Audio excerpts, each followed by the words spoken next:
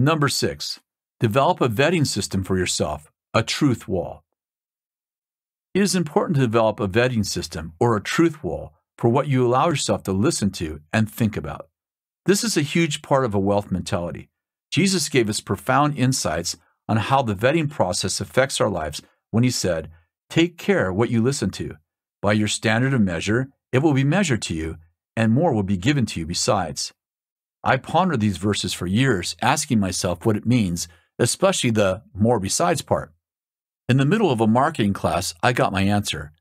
It was 2016, and my team and I were at a workshop on internet marketing taught by a world-class instructor. Anytime we go to a class like this, nobody wants to sit next to me because I'm such a tech klutz. Somehow, I always manage to embarrass my team by asking the stupidest questions. This instructor was explaining how internet algorithms function, automated reasoning, and how we can use this technology to spread the message of the kingdom. He showed us how the internet allows everyone's activity on the internet to be tracked and recorded for life. He explained that there are programs that analyze the statistical data to determine people's interests, desires, and passions. This software facilitates target marketing to specific groups of people by vetting people's desires, so anyone who has something to sell can present it to people who have a proven interest in that product or service.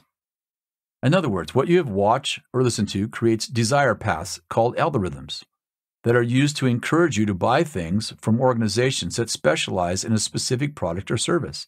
For example, if you do something wrong, like look at porn on the internet, porn sites will determine through algorithms, automated reasoning, what you watch and will send you more of the same via ads and porn pictures.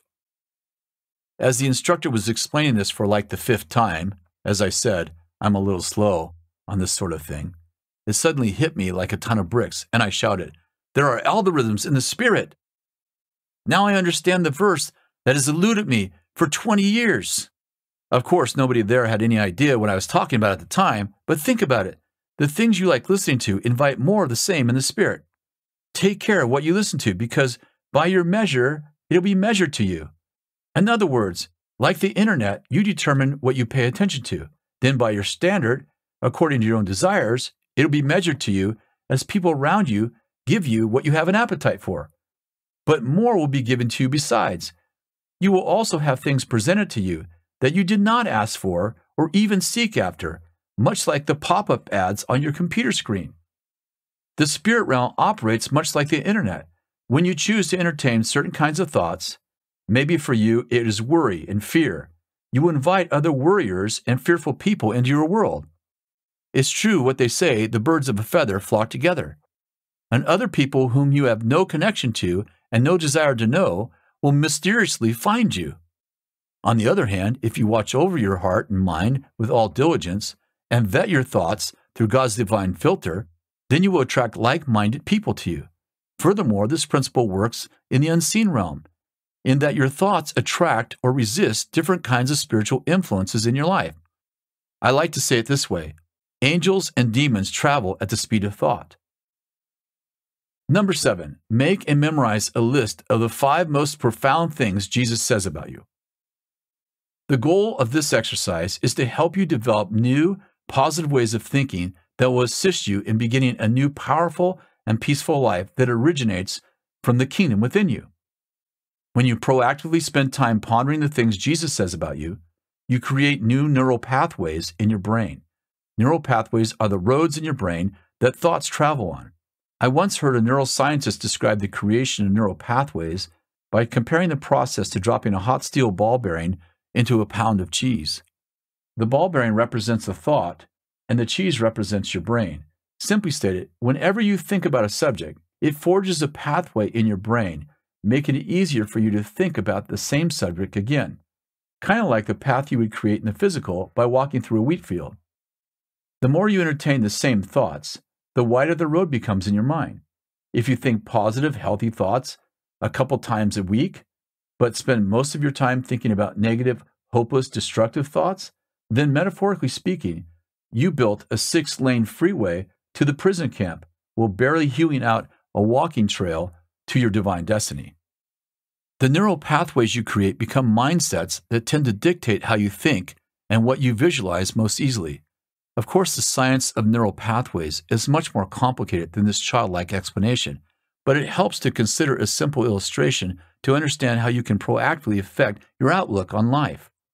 You may have grown up in a family who feasted at the pig trough of ungodly thinking, but you have the power to change all that. It's important to understand that whatever you cultivate in your mind will dominate. When you remember what Jesus thinks about you and meditate on the profound attributes he shows you about yourself, you are proactively building roads in your mind, and ultimately you are altering your destiny. The Apostle Paul gave us insight into this subject when he admonished the Roman believers, "Do not be conformed to this world, but be transformed by the renewing of your mind." That's Romans chapter 12, verse 2. The truth is, you can't change your life, but if you change your thoughts, Jesus will transform your life. Number 8, ask how your attributes should affect your actions and do accordingly, no matter how you feel. Ask yourself how someone who has all the 5 attributes that Jesus said you have, the list you just memorized, should think, talk, behave, and dream. Then do accordingly, no matter how you feel. Nothing is quite so affirming and confidence-building as acting out your God thoughts instead of your feelings. Your feelings, although important, are great servants, but terrible masters. I'm reminded of God's counsel to Cain when jealousy was plaguing the guy. The Lord said to Cain, "Why are you angry, and why is your countenance fallen? If you do well, will not your countenance be lifted up? And if you do not do well, sin is crouching at the door, and its desires for you, but you must master it." That's Genesis chapter 4, verses 5 through 7. Did you notice how doing well or not doing well was directly related to Cain's countenance and his attitude?